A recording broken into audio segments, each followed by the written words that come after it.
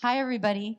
My name is Mary Donlevy, and I live 12 miles that way. I live in Manhattan Beach, California, and I have been living with pancreatic nets for almost 19 years. And I have had, I think you asked treatments? So I had a Whipple originally 19 years ago. I've had 2 liver resections, one 11 years ago and one a few months ago, just in time to be able to go to the Taylor Swift concert. Many of my friends here already know that, but I made it with my daughters.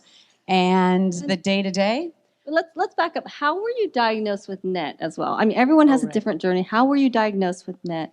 And then what gets you through the So day? mine was rather unique because I was pregnant and having very symptomatic and just blamed all my symptoms on my baby, and then had the baby, and then blamed all my symptoms on being postpartum. And when I couldn't wear a baby Bjorn against my stomach because it was so uncomfortable, that's when I finally said, I think there's something wrong. So I finally went to the doctor and had an ultrasound, and I'll never forget that ultrasound tech's face when she found a very large tumor in my pancreas.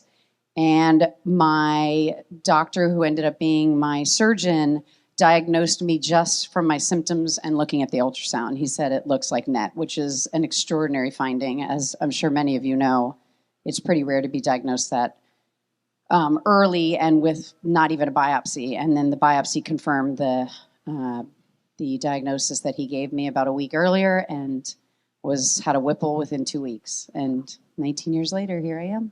Yay. And how old were you, Mary, when you were diagnosed? I was 35, and I had a 2-year-old and a 6-month-old at the time. And many of you already know this, but I went in to have identical twins after my diagnosis and after my Whipple. So they are my pride and joy for sure. Don't tell the other two. But, so that's about it. Thank you, Mary. Denny? I'm Denny Organ, and the first question, where am I? Where do I live? Well, Bonnie and I, my wife is here with me. We live about an hour and a half north of Seattle, a little place called Samish Island. So out in the country, looking at the water, eagles overhead. Amazing. So how were you diagnosed? What treatments did you have? And what gets you through the day-to-day? Oh, I was diagnosed about 3.5 years ago, and it was an MRI for my liver because I had started having flushing. I thought it was menopause. I wasn't supposed to be able to have that, and was losing weight and had some GI issues, and nobody could figure out what it was. Eventually got an MRI, and they looked on my liver. They saw the lesions. You said you've got cancer in your liver, like 50 to 100 small lesions. And so then I got a biopsy, and they said you had NET cancer. And what treatments did you have? I'm one of those rare ones that the docs aren't here, but that said no one gets PRRT as first-line treatment. And Bonnie reminded me I did have one treatment of lanreotide before I started PRRT, but for all intents and purposes, I had PRRT as my first-line treatment. And in my case, because I'm a G3 and I have a lot of tumor load, that worked really, really well, and I'm doing great. So it was good for me. Amazing. Thank you. What gets you through the day-to-day? What gets me through the day-to-day? Normal life. So life is normal right now, and I know I'm lucky to have that, and just living life and enjoying every day. We like that. We want to be boring. Bert, what about you? Where in the country do you live? How were you diagnosed? I live in Portland, Oregon. So he's Denny Organ, and I live in Oregon. I thought that was an interesting coincidence. And I do have the record for driving here, right? 1,100 miles. Yes. Yay. I wasn't happy when I heard the person who's here from France, because I felt like that stole my thunder a little bit. But okay, so I live in Oregon, Portland, Oregon, which I absolutely love living there. I was diagnosed in July of 2022. I've had a lot of chronic illness stuff, so I also have chronic Lyme disease, and I went through a period of really, really high work stress and came out of that period and developed really, really bad brain fog and I'm going to condense this a ton. Ultimately went to the hospital to get the brain fog checked out. Turned out I had internal bleeding and liver failure. So they admitted me into the hospital and then tried to stop the bleeding because obviously that's really dangerous. And I remember coming back into like being coherent, and they had just done an upper endoscopy on me, and the GI doctor was talking to my wife, and he said, was talking about the procedure, and he looked at her and he said, "Does he know he has cancer?" And I didn't, but that's how I found out. But you know what? But as I tell that story, I realize there's no good way to hear it. So I don't feel like I was robbed of my sad music with the mahogany lined walls. And so anyway, so that's how I found out. We fixed the bleeding, which was great because, like I said, that was a, much bigger immediate death threat than the cancer was. So fix that. And what was the next question? What other treatments have you had, and how do you get through the day-to-day? Okay, so I'm going to broaden on my treatments a little bit. So I've had 2 surgeries. I've had chemo. I'm on lanreotide. I've had octreotide. I have not had any radiation or obviously immunotherapy. I also, I'm very, very integrative. So I do a lot of integrative treatments. So I do yoga and acupuncture. My diet's really pretty clean. I'm on a number of supplements. I go to therapy once a week. So I was actually thinking about this because Lisa had sent out the questions. And for me, my treatments are way beyond getting a shot in my butt once a month. And, I just want to say that. So, and that's what gets me through the day every day is just like, I think Denny said it perfectly, like living normal life. I am very conscious. I will not refer to myself as a cancer patient ever. I'm Bert who happens to have cancer. The same way I have eczema or stomach issues. Cancer is just harder to deal with. And that's really the way I look at things. So I try to live a normal life. I actually try to push myself even further. And I found that the more I engage my brain, the better I feel physically. And I'm volunteering for at least 4, 5, or 6 different organizations. And I do some consulting and I do a lot of stuff like that. So. Yeah, I love that. That's a key point. I know in our group, we talk about how to speak net. And it's really important. And I usually often jump in and correct people if they say, I am a PNET. You're not your disease. Right. You're, Bert, who happens to be living with pancreatic net. So good point. Thank you. Yeah. And the last quick point, the mental health thing is a huge focus for me. So if somebody, actually anybody, caregiver, patient, doesn't matter, like I highly recommend you go to therapy because it makes a huge difference. And just being able to alleviate some of that stress will make you physically better. Like I'm convinced. So important. Thank you.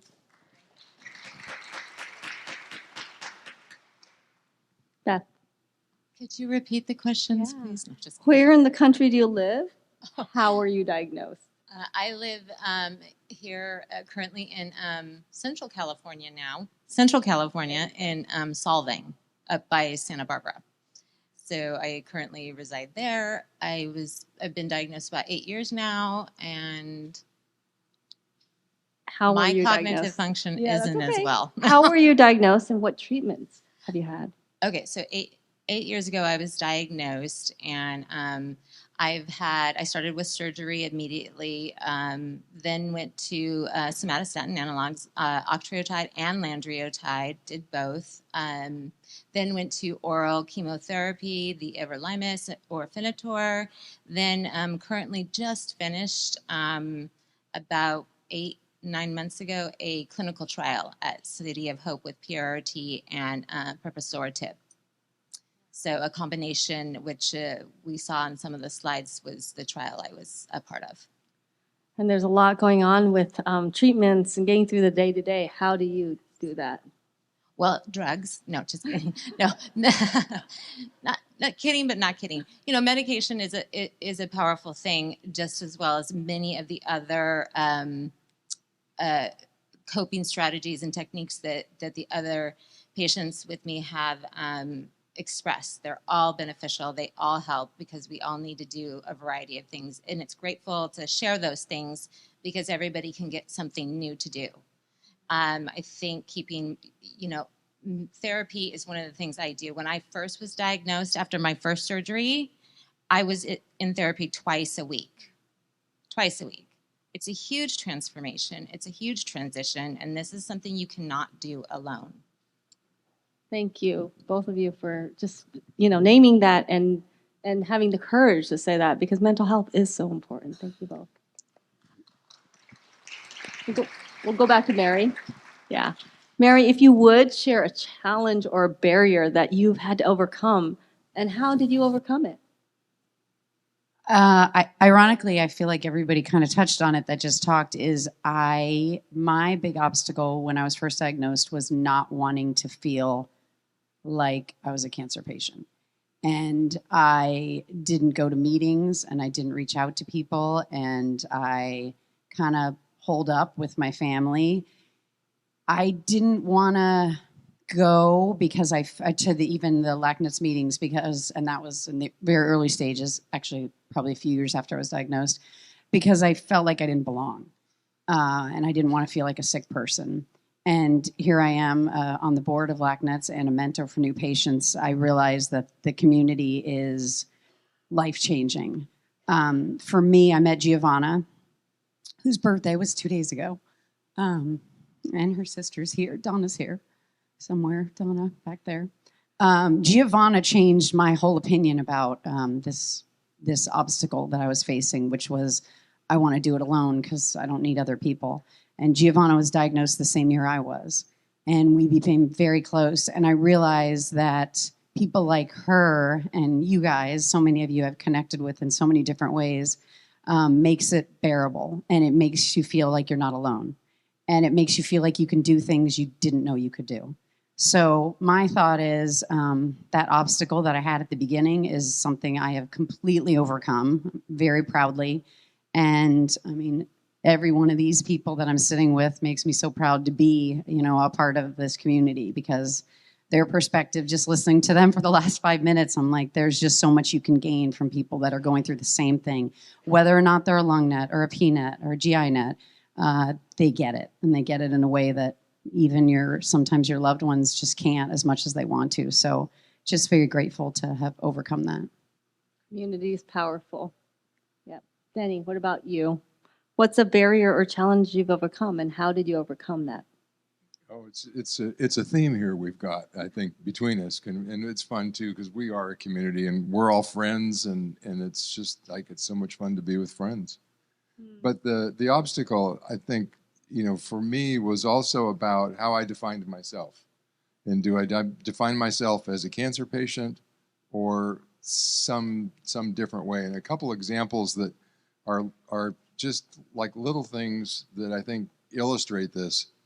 When I first started PRRT, I was sick. I was going down in weight, and my cancer was active, and I had a lot of symptoms, and I used to hit the wall by early afternoon, and I couldn't function. I had to take a nap. And when I started taking, when I got to about treatment number 3 of PRRT, I started to feel better. And I asked my doc one day, I said, well, what about these naps? Do you think I'll ever be able to quit those, or is that just what I'm going to be with cancer? And he said, well, have you tried stopping? and I hadn't. So I stopped taking my nap, and it was like the next day I was like, wow, I didn't need it. But I had defined myself that way. And the other thing, my buddy Mary, she doesn't claim that she kicked me in the butt, but she did, because she does this incredible swimming thing, if you've watched her story. And I saw, if Mary can swim in the ocean and do these long distance competitions, I can up my game with my exercise. And I had defined myself as a guy with cancer that could only exercise so much, because I've got a couple other little things going on, like heart disease and gallstones. And I thought, I'm doing as much as I can do. If I do more, I'm going to come apart.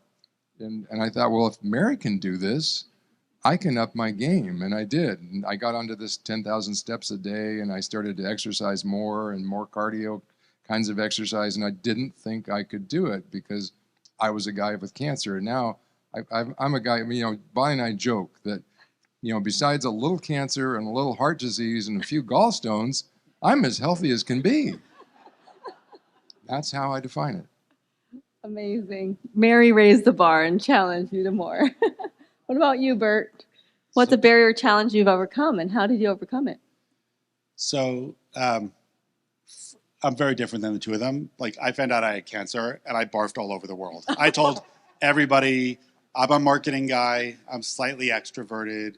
I posted it all over social media because I also thought that maybe if I do stuff like that, like other people will see it and I'll be able to help other people. So I went that route. But I'd say that there's two big obstacles that I haven't overcome them yet. It's going to take me a long time. So one is I have to thank, like, the caregivers are the most unbelievable people in the world. And I don't know if I'm going to make myself cry, but like, one of the things that's really hard for me is the impact of what I'm going through on my family and people close to me. And I'm actually not sure how to resolve the one yet. I mean, that's one of the reasons I'm in therapy. There's a lot of reasons I'm in therapy, but that's definitely one of them. So that's an ongoing one for me that I'm always going to work on. Like, I don't, it sounds trite, but I mean it. Like, you can never be a good enough husband, a good enough father, a good enough friend. And it's been an even bigger challenge for me since my diagnosis, because I've been so focused on my diagnosis and me. I'll go quick on the story. So I keep trying to push myself further and further. So a couple of weeks ago, I took an 1,800-mile solo road trip from Portland through Glacier National Park and then up to Banff for a conference and then back. And I've come up with some guiding principles for myself. And one of the ones I added this year, because I realized I didn't even have it last year, was be a better friend and support my family and friends better.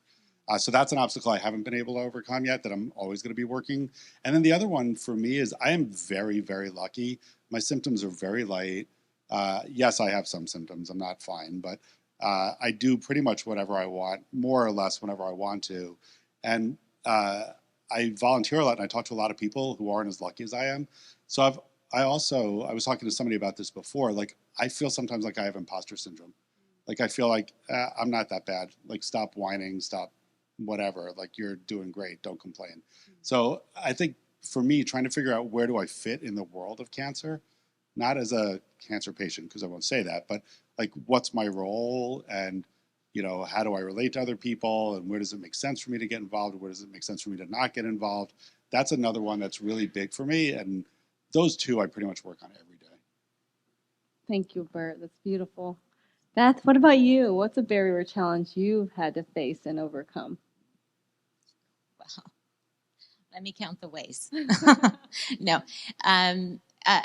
I think it speaks to a lot of everybody has said on this panel, resonates the same message, in a sense of transition and transformation.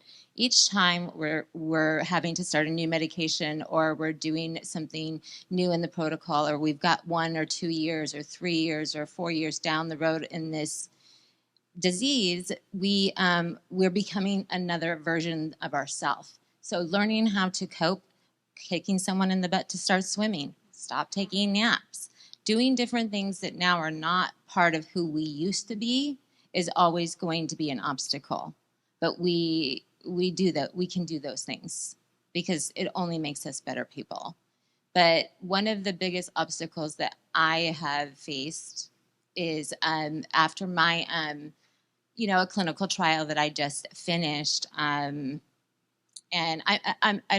some of you do know me, and some of you I'm meeting here for the first time, but I'm very vain. No, just kidding. And I like to do all these things. And so I used to have very, very long, pretty blonde hair my entire life. And when I started the trial, 2 weeks after my first PRT, it all fell out. And I was devastated, really devastated, because I wasn't prepared, nor was my husband was not prepared. He's in the shower trying to help me comb through it, and it's just coming out. And he literally says he can't do it anymore. So I have to have it shaved. And it was just really hard. And then the hardest part for that obstacle, in a sense of, for us, we don't always look like cancer, like we are carrying a disease, something inside our body that lives and coexists with us almost on a permanent basis, and that is trying to live as hard as we are. But when you do look like someone who is going through these obstacles, it's very unnerving. It's a new transition. It's a new part of this path that we're all on together. And learning to help people understand that hair isn't just hair, it's a part of who you are. It's a part of your identity. It's how you're identified on passports and, you know, your birth certificates and your driver's license. And when you have to go and pick up a wig or things like that, those are prosthetics. It's a prosthetic. Just like someone who has, you know, when they're getting other things done, waiting for their reconstruction or their something to come back. But it was not easy, and luckily through the kicking of my butt through Mary and Lisa always reminding me that they're here and I couldn't isolate and I couldn't be alone and I couldn't be depressed, I was able to push through. Also with the help of realizing that I needed more than that. I needed therapy. I needed to be in palliative care at City of Hope, because that's Dr. Lee, who you saw today, is my doctor. So I started palliative care. I went to the psychiatric oncology. I knew that if my mind and body were not going to be in tune, I was not going to make it through the trial. So I started that immediately. And that was one of the biggest gifts that I can give to you today, is to not worry about any kind of construct built around those ideas, but to do what you need to do, because we're each experiencing something different, but all at the same time.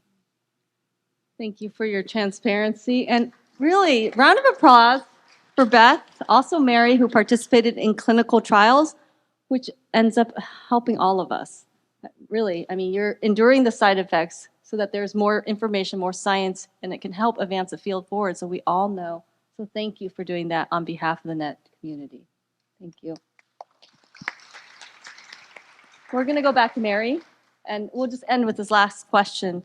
What's one important lesson you've learned since your diagnosis? And, you know, if there's someone who's newly diagnosed, what piece of advice or encouragement would you give them?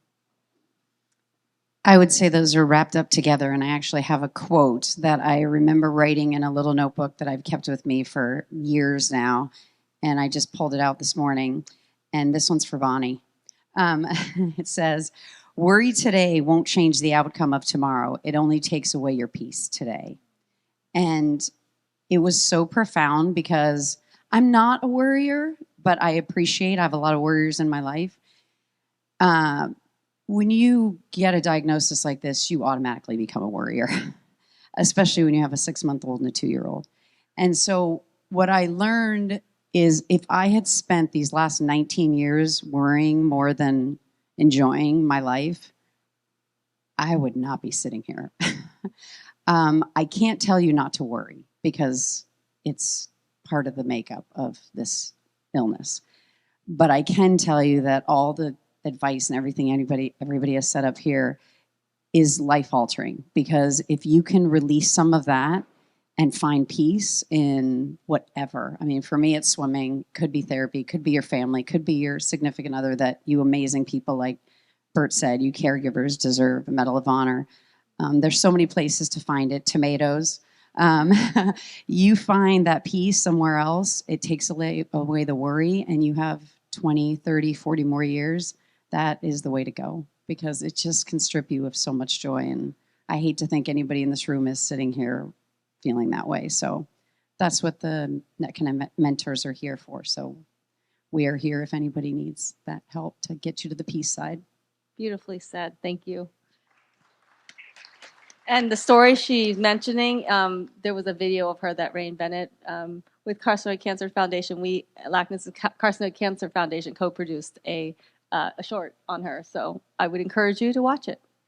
It's on our website too. So Denny, what about you? What is an important lesson you've learned and a piece of advice you'd give to someone who is newly diagnosed? Okay, and I'll say, if you haven't watched Mary's video, it's a tearjerker. It choked me up when I watched it. It's really special. Anyway, for me, I think when I was first diagnosed, I just, I think it's a natural reaction for many of us. I just wanted it out of me. It was like, get this out because I don't want cancer in my body. And when and people said, well, that's just not going to be what's going to happen because you're likely going to have this the rest of your life. And it probably took me a year to get used to just knowing that this is just going to be a companion on the journey with me for the rest of my life. And once I came to terms with that and got comfortable with that, it just became easier. It's like, okay, we can do this, and it's going to be something I've got to deal with, and things are going to happen, and we don't know when they're going to happen, but we know they are, and we don't know what the journey's going to be, but there's lots of alternatives, and the longer I go, the more treatments there are available, and the more options there will be for me. So it's just like, get on with it. But it took a good year to get used to that. But here I am 3.5 years later. Amazing. Thank you, Denny. What about you, Bert? What's an important lesson you've learned since your diagnosis, and piece of advice or encouragement you would share with someone newly diagnosed? Can I have 2 hours? I've learned so much since my diagnosis. Judy and I were talking before, and I'm an entirely different human being than I was 3 years ago, for the better. And I believe that. I'm happier, I'm more adjusted, I'm more engaged, I'm more appreciative, all the other things. But I think the piece of advice I would give is, this is something I've started for myself. Like I was talking about a few minutes ago, I'm a marketing guy, so just humor me.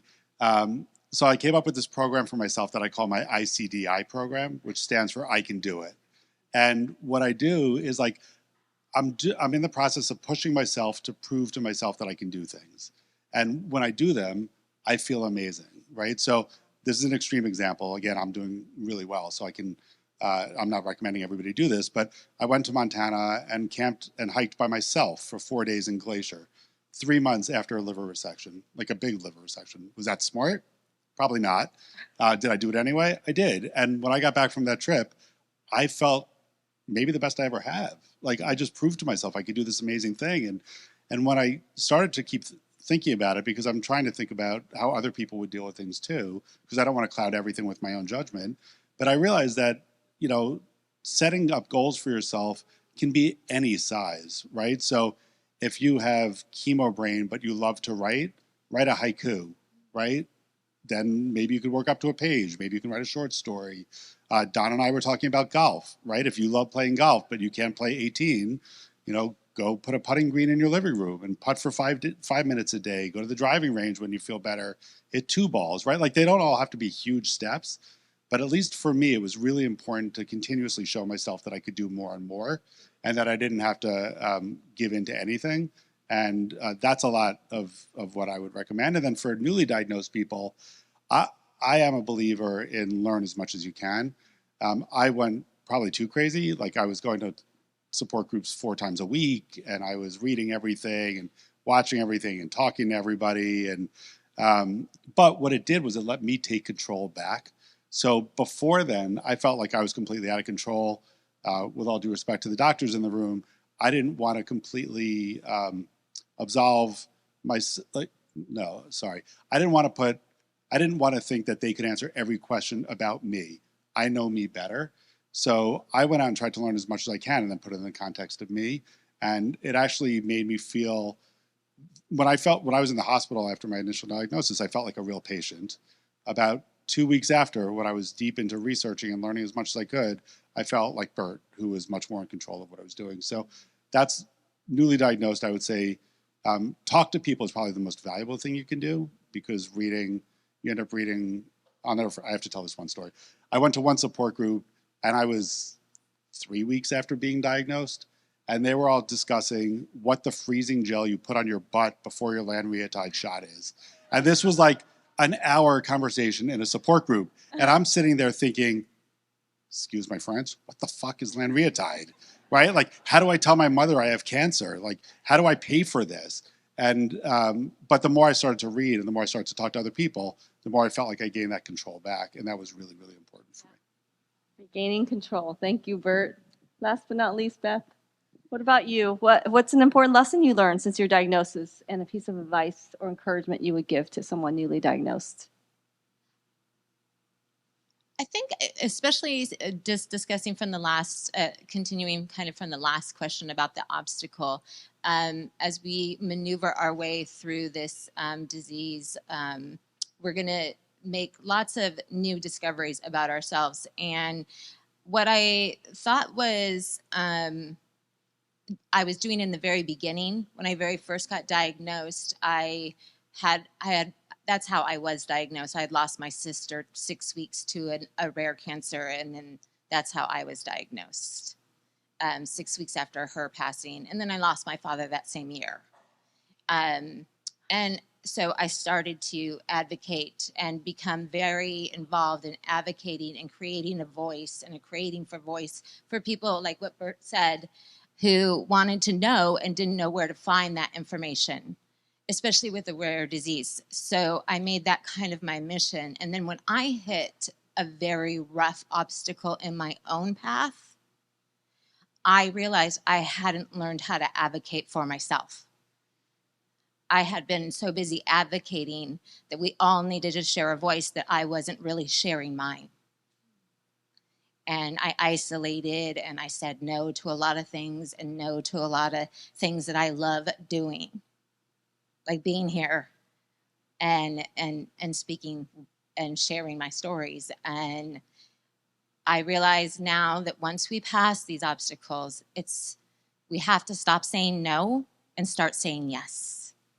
So when we start saying yes, even if we don't think we can do it, I was completely nervous about coming today. I wasn't even sure up until yesterday if I was going to make it, because I've been saying no for so long. And luckily the pandemic helped. I mean, that was a great, easy excuse to say no. But I was never the no person, and then becoming that no person. So remember to, even if you can't, or you think you can't, or it's not going to be a certain way, just say yes. Just say yes. Yes, I can get up and walk to the bathroom. Yes, I can get up and do the dishes. Yes, I don't have to take a nap. Yes, I'm going to swim in the ocean today. Just say yes and be your own advocate. Yes, thank you. Thank you to all our panelists. Amazing. Thank you all. We really appreciate you sharing your stories, your vulnerability, your courage. And anyone who wants to connect with them, feel free to. Thank you so much.